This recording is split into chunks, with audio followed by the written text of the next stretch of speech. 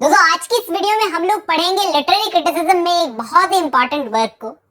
इस वर्क का नाम है, ये एक ऐसे है जिसका नाम है the death of the author. इस ऐसे को लिखा था एक फ्रेंच क्रिटिक रोलैंड बार्थेस ने।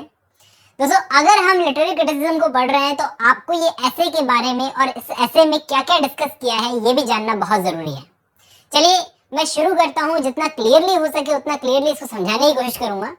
दोस्तों ऐसे कोई बहुत बड़ा ऐसे नहीं है, छोटा सा ऐसे है, लेकिन लिटरेरी क्रिटिसिज्म में इसकी अपने आप में बहुत इंपॉर्टेंस है। चलिए आज हम पढ़ेंगे रोलैंड बार्थेस का लिखा हुआ ऐसे the death of the author. इस ऐसे को पढ़ने से पहले आपके दिमाग में ये जरूर आना चाहिए कि ये आदमी कौन है जिसने ऐसे को शुरू करने से पहले ऑथर को मार दिया। यहाँ पर दोस्तों सच में किसी ऑथर को मारने की बात नहीं की गई। इस ऐसे की स्टार्टिंग में ये एक फ्रेंच नोवेलिस्ट का नाम लेते हैं जिनका नाम है ऑनरे डी बल्जाक। ठीक है, अगर मैंने गलत प्रोनाउंस किया हो तो सॉरी। ये एक नोवेलिस्ट है, फ्रेंच नोवेलिस्ट। अब फ्रेंच नोवेलिस्ट इन्होंने क्यों लिए? क्योंकि ये खुद फ्रेंच क्रिटिक थे, शायद इसलिए। तो उनकी एक बहुत फेमस नोवेल है, एक फेमस वर्क है सारासन नाम का। उसकी कुछ लाइंस उठाते हैं द वुमन हरसेल्फ करके। उन लाइंस को लिखने के बाद, पूरे सेंटेंसेस को लिखने के बाद वो सवाल पूछते हैं कि क्या आप अंदाजा लगा सकते हो कि इस स्टोरी में किसकी आवाज है? ऑथर की आवाज है, स्टोरी के हीरो की आवाज है, रोमांटिक फिलॉसफी की आवाज है, ऑथर की पर्सनल एक्सपीरियंसेस जो उसने फील किए हैं उनकी आवाज है, या ऑथर यहाँ पर फेमिनिज्म का स्टैंड ले रहा है? देखो इनमें से एक भी सवाल का जवाब देने से पहले समझ लो कि यहाँ पर रोलैंड बार्थेस सारी आइडेंटिटीज को इरेज करने की बात कर रहे हैं।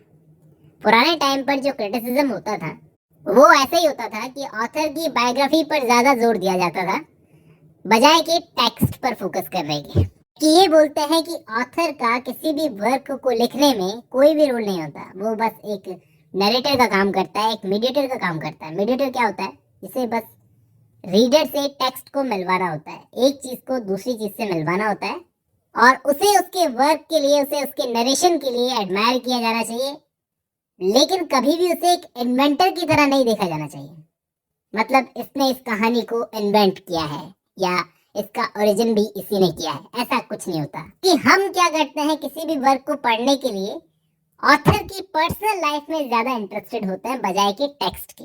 हम टेक्स्ट को एक सिंगल पर्सन के पॉइंट ऑफ व्यू से देखते हैं, जैसा वो दिखाएगा हम देखेंगे।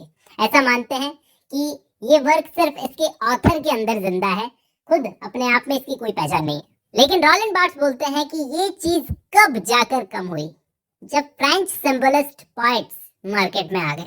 फ्रेंच सिंबलिस्ट पोएट्स के ऊपर मैंने एक पर्टिकुलर वीडियो बना रखी है। पर्टिकुलरली एक इसका नाम लेते हैं स्टीफन मलामे का। इनकी भी बात की थी मैंने अपनी सिंबलिज्म वाली वीडियो में। ये एक फ्रेंच सिंबलिस्ट पोएट थे, वापस एक फ्रेंच सिंबलिस्ट पोएट का एग्जांपल ले रहे हैं क्योंकि ये खुद फ्रेंच थे। तो स्टीफन मलामे एक सिंबलिस्ट पोएट, इनके लिए ये बोलते हैं कि इन्होंने दुनिया को एक नया तरीका सिखाया कि लैंग्वेज को ऑथर से किस तरह से अलग किया जाए, लैंग्वेज और ऑथर को कैसे सेपरेट किया जाए।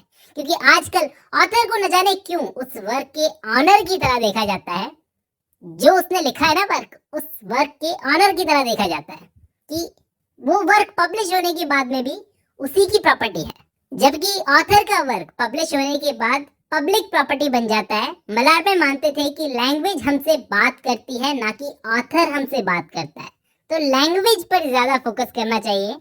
इनके अलावा एक और फ्रेंच सिंबलिस्ट थे, पॉल बेलेरी। उन्होंने भी सेम इन्हीं की तरह बात की है कि ऑथर को सुप्रीम नहीं देखा जाना चाहिए। एक बार ऑथर को हटा दो, आपको टेक्स्ट में रेडिकल चेंज मिलेगा, क्योंकि ऑथर के रहने से लगता है जैसे वो इस टेक्स्ट का पास्ट है। अगर आपको इस टेक्स्ट का पास्ट जानना है तो आप ऑथर की लाइफ को पढ़ लो।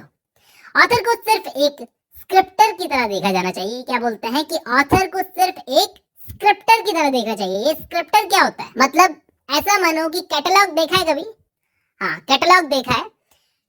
तो स्टोरीज पहले से मौजूद है, कहानियां पहले से मौजूद है, पोएम्स पहले से मौजूद है किसी कैटलॉग की तरह, और ऑथर का काम क्या है? उन सारे एलिमेंट्स को कलेक्ट करे एक जगह पर और अपने स्क्रिप्टर वाला काम करे, यानी सब चीजों को अरेंज करे और एक टेक्स्ट बनाए, खुद को ओरिजिनेटर ना समझे, खुद को ऑनर ना समझे, कुल मिलाकर खुद को उस टेक्स्ट का भगवान गॉड ना समझे। क्योंकि ये मेरा पर्सनल पॉइंट ऑफ व्यू है कि जब वो आया था इस दुनिया में तो खाली दिमाग आया था दुनिया में।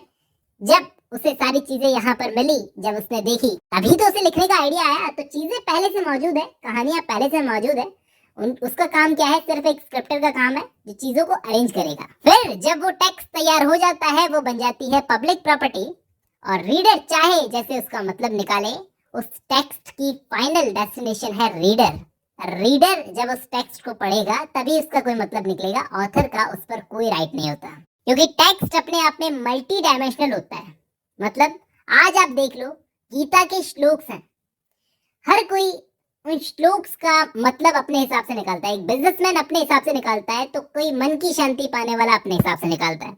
हो सकता है कि 100 साल बाद जाकर लोग अपने हिसाब से उन श्लोक्स का मतलब निकालें। अब यहाँ पर रॉलैंड बार्थ्स क्या बोलते हैं कि आपकी गलती क्या होगी अगर आप उस टेक्स्ट को यानी उन श्लोक्स को लिखने वाले से जोड़कर देखोगे, तो आप टेक्स्ट की लिमिट्स, बाउंड्रीज बना दोगे कि गीता किसने लिखी होगी, उसकी लाइफ कैसी रही होगी जो उसने ऐसी बातें लिख दी, किसने लिखी होगी।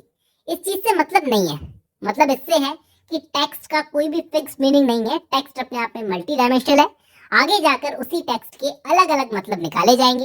तो ऐसे की शुरुआत में जब उन्होंने सवाल पूछा था ना कि बताओ किसकी वॉइस है, तो यहाँ पर कोई भी एक सिंगल वॉइस नहीं है।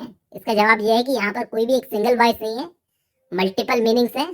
पढ़ने वालों पर डिपेंड करता है कि वो कैसे लेता है टेक्स्ट को। जैसे एंशिएंट ग्रीक टाइम के टेक्स्ट को उठाकर देख लो, अलग अलग डबल टाइप के मीनिंग्स होते थे। तो यहाँ पर इनका पॉइंट ये है कि रीडर को फोकस में लाओ, क्योंकि क्लासिकल टाइम से लेकर अभी तक किसी ने भी रीडर पर फोकस नहीं किया, जबकि रीडर का राइटर से ज्यादा एक्टिव रोल होता है किसी भी टेक्स्ट पर।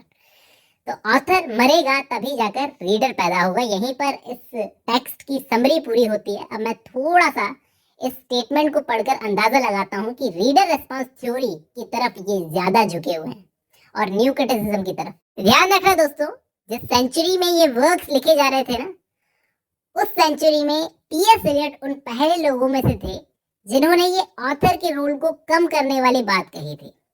उनके मोस्ट सेलिब्रेटेड ऐसे tradition and the individual talent में अगर आपने पढ़ा हो तो बात बस इस चीज को थोड़ा आगे ले जाते हैं और काफी हद तक हम इनको डीकंस्ट्रक्शन थ्योरी के करीब मान सकते हैं। अभी अभी मैंने डीकंस्ट्रक्शन थ्योरी पढ़ाई है, उसके करीब मान सकते हैं। जो थ्योरी क्या बोलती है आप देखना कैसे। ये बार बार एक चीज पर जोर देते हैं कि टेक्स्ट के बहुत सारे मतलब होते हैं, टेक्स्ट के बहुत सारे मतलब होते हैं, टेक्स्ट मल्टी डायमेंशनल होता है। उम्मीद करता हूँ आपको इस वीडियो से ये ऐसे समझ में आया होगा दोस्तों। आज की इस वीडियो में बस इतना ही।